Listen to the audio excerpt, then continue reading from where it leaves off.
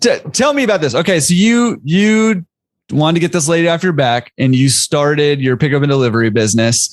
Okay. So how, you kind of told a story, like you put this kind of jerry-rigged this system together where people could order on your website and it would let drivers know, they need to pick up an order. Okay. How did you turn that into a business? Because I also talked to a lot of laundromat owners who maybe they just have a self-service business and they want to add a drop-off service, or maybe they have a drop-off service and they want to add a pickup and delivery service. And taking that leap can be just as scary too, because you do have to make some investments, especially if you're going from self-service to drop off, or maybe you're unattended and now you need to have some attendance. So you got some overhead you got to take care of, and you don't know if the business is coming in, or you got to buy a vehicle and pay drivers, but you don't know, so how did you grow a business out of that? How did you scale that thing up? Yeah, that's an awesome question. And I'm going to try and drill down so the audience can, get something super tactful that they can take away from it and hopefully apply in their business now or in the future. So it's a couple pieces to that. One, it's super scary. As you said, you're adding a new business component to a business and trying to figure, what should I do and how I should do it. I just rolled the dice, that's me.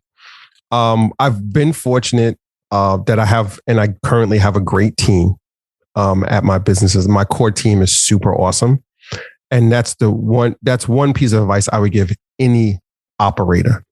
And I choose the word operator versus being in business. And that's something I'm sure we'll touch on later. But I have a great core team, and they allow me to do all the crazy things that I do. Because I have we all get these ideas. But there's a saying like, ideas are crap, execution is everything. And at first I bought into that for a little while. And then I'm like, that's crap. Ideas and execution are both equally important. You need an idea and you need good execution. And you notice I didn't even say a good idea. You need an idea and you need execution. And I hate using, the Uber example because it's just been used to death, but Uber wasn't the first application where you could have an app and order a cab, right? Listen, there are plenty of laundry pickup and deliveries. Everybody who's out here now wasn't the first. There were a bunch that came before us using technology so people could make orders on demand or whatever the time frame was. And, there are plenty who aren't here today who paved the way for the rest of us.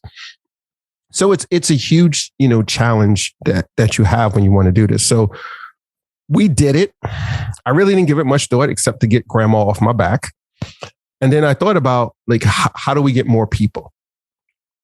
The one thing I would encourage, and it sounds easy. People make it sound like it's easy, but it's super hard, is social media. I'm going to be absolutely 100% clear on this podcast. If it wasn't for Instagram, the soapbox wouldn't have grown the way it did in the time frame that we did. We wouldn't have doubled every month if it wasn't for social media. And listen, I'm one of those people back in the day that said, I will never use social media.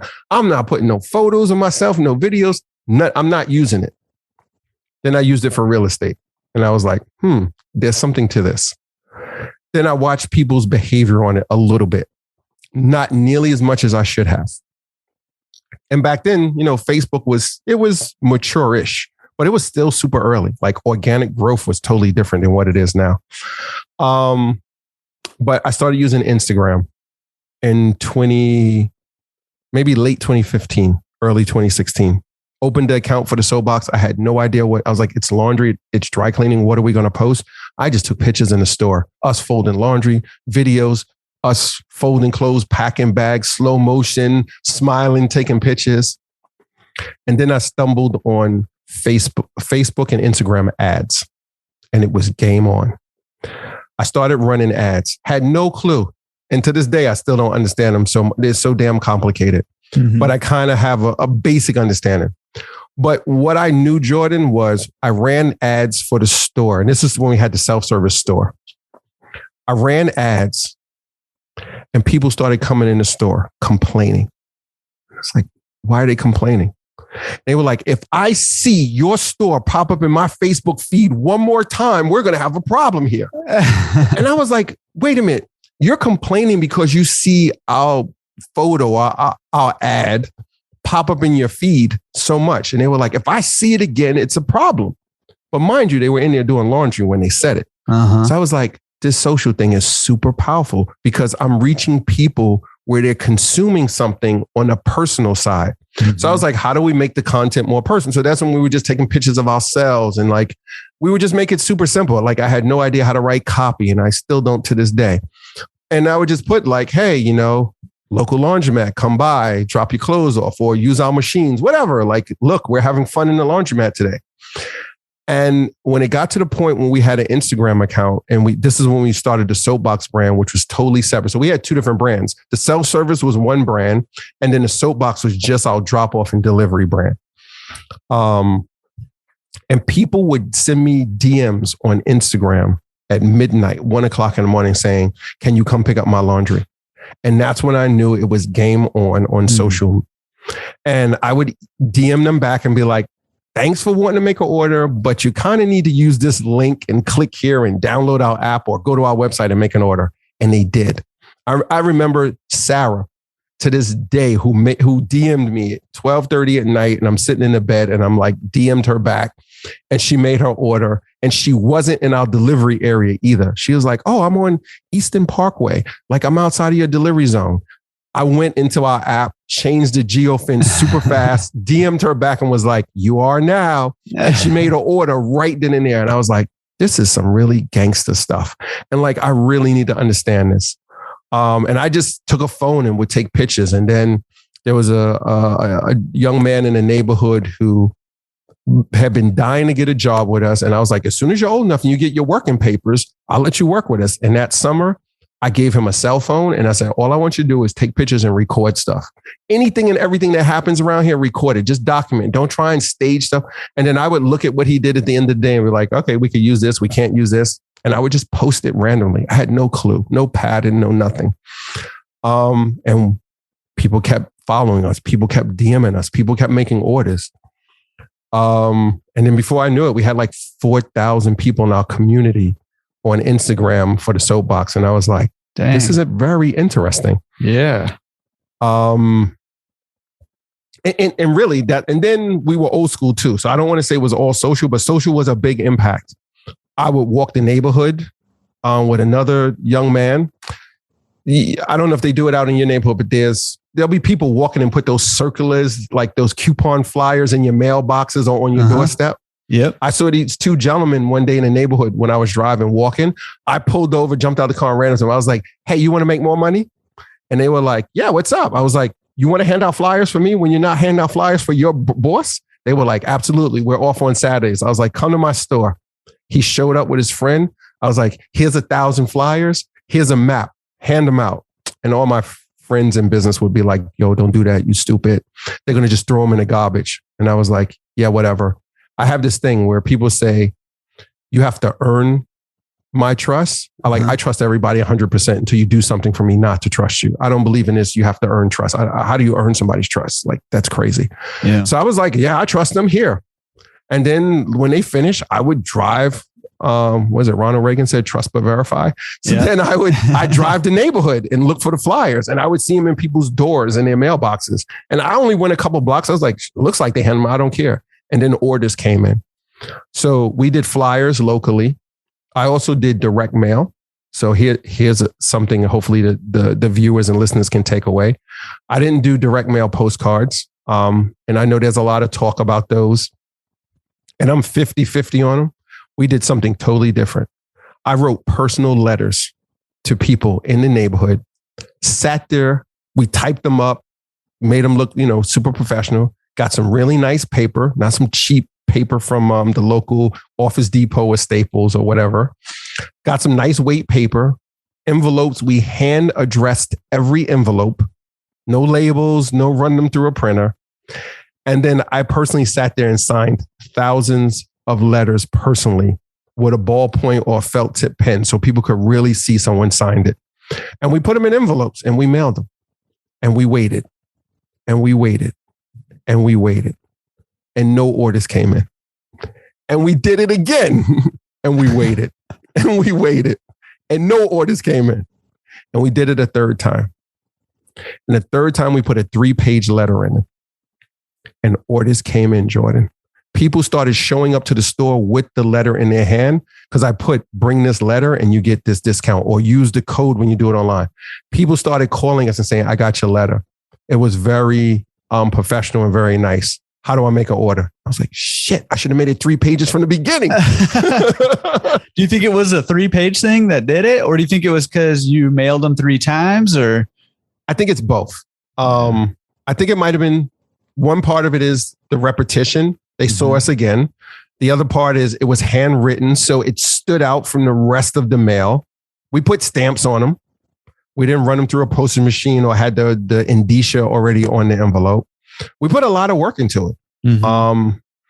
So, and then the third one it was 3 pages, but it was more of a story type, explaining who we are, how we've been in the community for a while, I want to say the advantages of using our service, but we just talked about how we really care about people's clothes. Like, I hate doing my own laundry, but for some reason I love doing other people's laundry. It's super weird. And I guess it resonated with people, and they made orders. And we've done that combination of direct mail, online through social, running ads. And then some of it is just like word of mouth.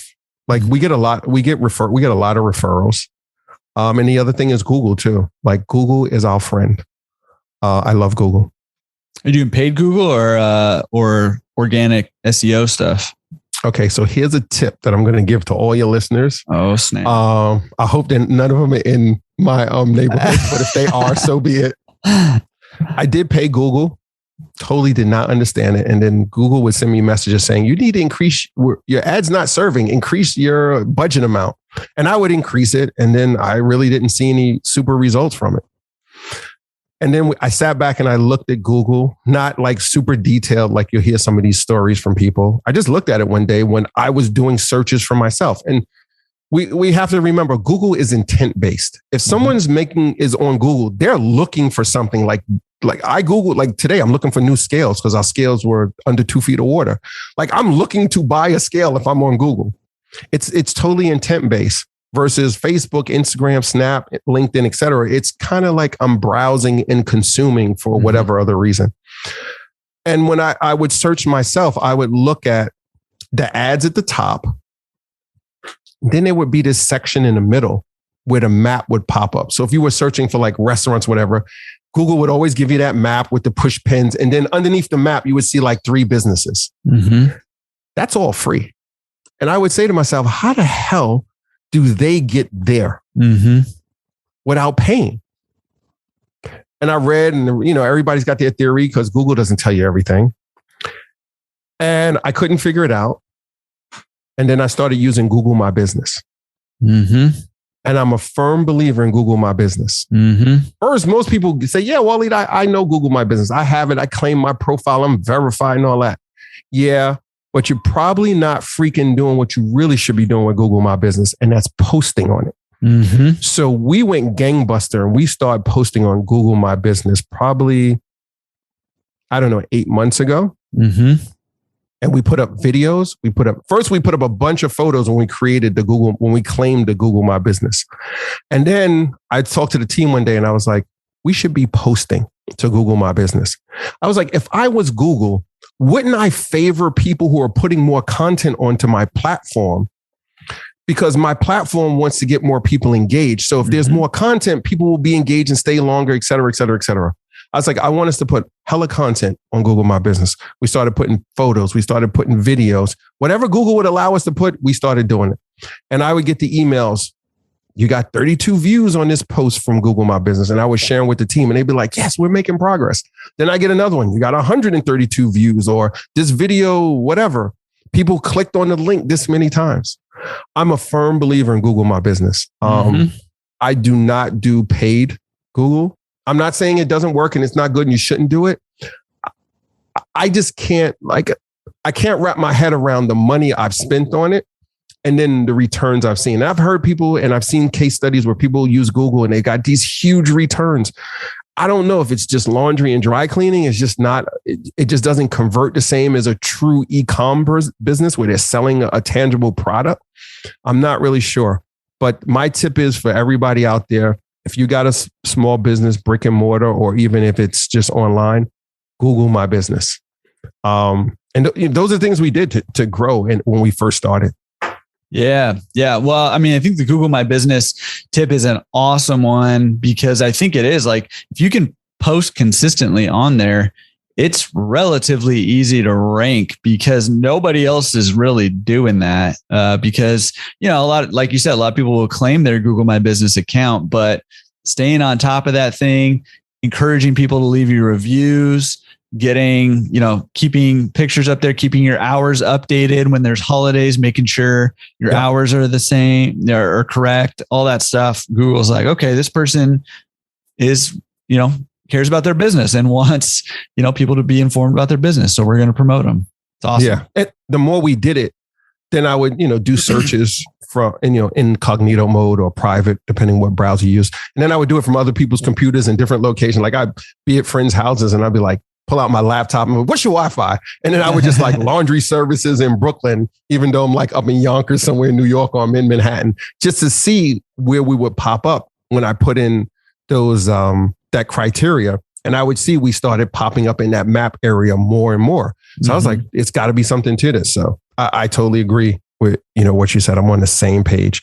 Yeah, and then people can send you messages through Google My Business too. Like there's a button that says request a quote.